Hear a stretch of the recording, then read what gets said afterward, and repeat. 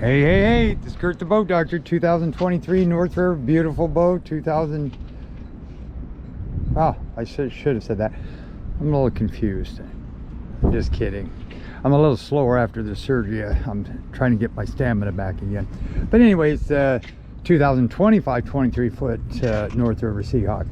Rear entry door, here's how I do it sometimes if I'm by myself and there's a lot of wind. I just take a line. You can take this, cinch it up, tie it off to here. You can just grab this. If you want to cinch it up a little bit more, just go like this and pull you in. Then all you have to do is wrap that right there, go down, twist it like this, boom. That way I can release it and take off instead of getting back out of the boat.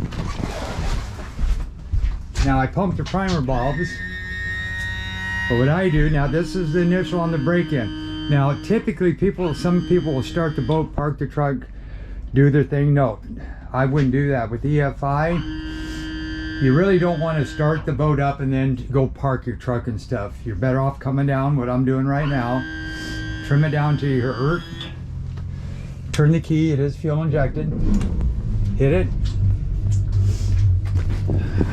And these 250s will spool up. So as soon as you turn that key, it's actually, you can release it and it'll start up. Water flow good. Go back here, look at everything. Check in here for water. Either that's rainwater, but that way you know if you got the drain plug. For one thing, the auto bilge pump would pump in or kick on, and that's why I put auto bilge pumps on 18 foots and up on offshore brackets, because if you back this thing in and you see water coming out and it's still on that trailer, you're going to say, oh shoot, I forgot the drain plug. That way it's still on the trailer, you can pull it up and put the drain plug in. Just a little tidbit. Okay, now what I do now, I got to set this because he I think this is the guy that said he wanted this hooked up to like dual, and so when that kicker, he'll keep track of the tack and the fuel. This could be the one, okay, but we'll see. Then we're going to trim that kicker down. See, this is what I'm saying. See how that thing stopped? That's that stop I was telling you about back there, right? So we know this one's running, so we shut that one off. Come back here, and this is a nice thing about a offshore bracket. He's got this right here, this block on it right here. So if it doesn't go down, there's two things. It's either that, but if you're using this, I would get rid of that. Just take the pin and pull it out of there if you have this. That'll save a lot of headaches, trust me. Okay. And then you get in,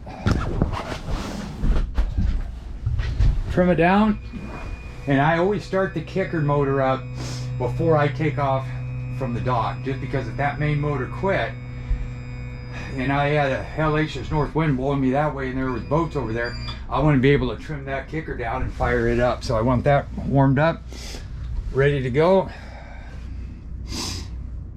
Yeah, guys, after these heart surgeries, it takes a while to get your breath back.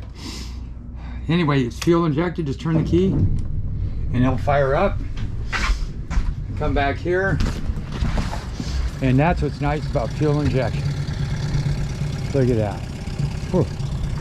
Nice. You don't have to sit there and choke it and all that good stuff. Now your primer bulbs,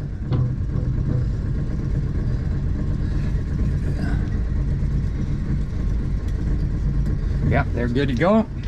I check them every time. A lot of people say, oh, I don't have to check. I just do it. Then I come back up here. Now this is all breaking this in. Now this is the one. See how you got your tachometer? You can do this fast idle lever. See the RPMs? How cool is that, huh? Now I'm going to go over here. See if it does the fuel flow. It does. Ha! Neato.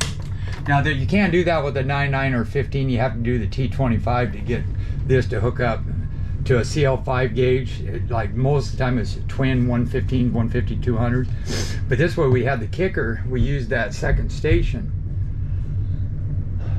for your tachometer stuff. So that all works great. That's cool. There it is, it's idling. So then if you fire this one up, so your port is your main, starboard would be your lower one here, would be your kicker motor. So now we know the kicker's running, we shut it off. Then that should go to 0. As soon as I turn the key on, yep, there you go. Now you trim it up. Well, first off, what I should have did, I'm sorry about that, fire that up again, put it in gear, make sure it goes forward and backwards. This way, I check to make sure those cables are hooked up, because there's nothing worse than pulling away and then find out they didn't hook up the throttle and shift cable. So shut that off, trim it up, and you'll hear go, ah.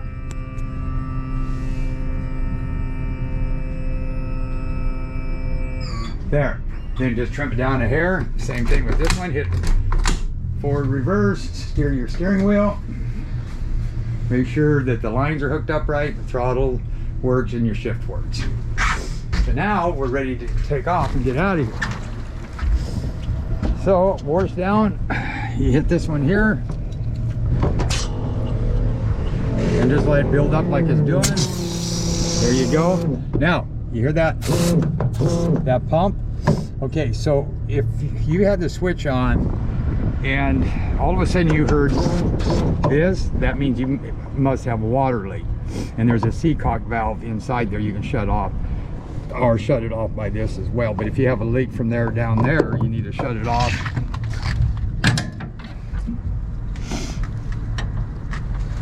Which they must have put it. I wonder if they did. There it is right there. See, so they put the valves right here where you can get to them. So if you had a leak from there to there, you can just shut that off so no water comes in. Now if you need extra weight in the back end of the boat, you can fill this up or half full of water and shut that valve off. That way you get more weight back here as well. Okay, then this is my little trick bag that I carry everything with. Put that right here. Oh, it's nice and warm in here. Wow. Just that little bit of sun makes a difference. So that is cool. Oh, I like that. This was the boat. Okay, so now all I have to do is go like this. Then I can hang on to it while I take the front rope off. See, so I don't have to get out of the boat. Then you can go like this, bring that in. Whoop, don't lose your camera.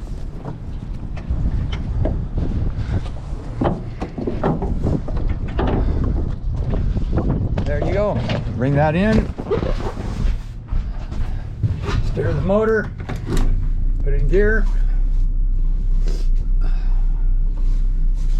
There we go. Then we got another bigger boat coming in. Now we're going to go to part 2 here pretty quick. So now, whip this thing around, and you don't have much room. See that there? They need to dig that out. That's a big sandbar. So now, I'm just going to notice how I didn't let it idle for that long on the big motor on your brake ends. So what you can do is trim this kicker down. And this is a good place to break that in, since I got to get out into the channel anyway.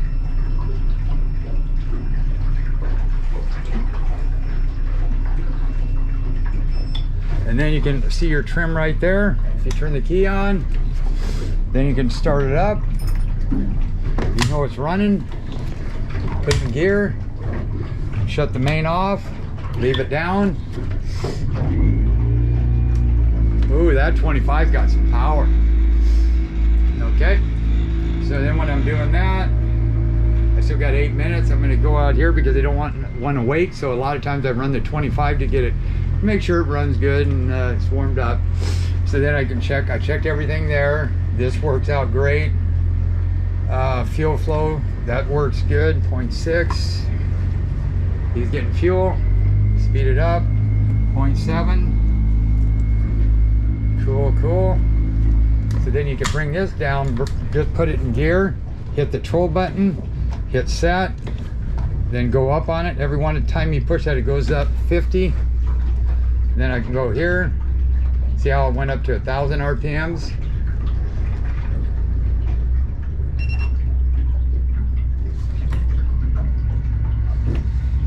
Then you go back,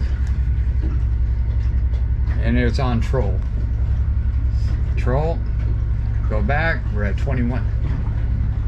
Yeah, that could be a 2100. That'd be about right, about 1,000 up.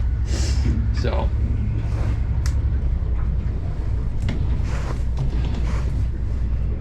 then you go back over here, you hit set.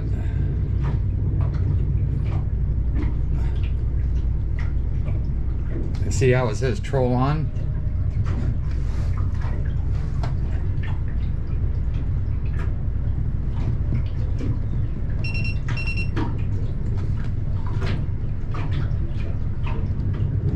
Yeah, see, you can hear it.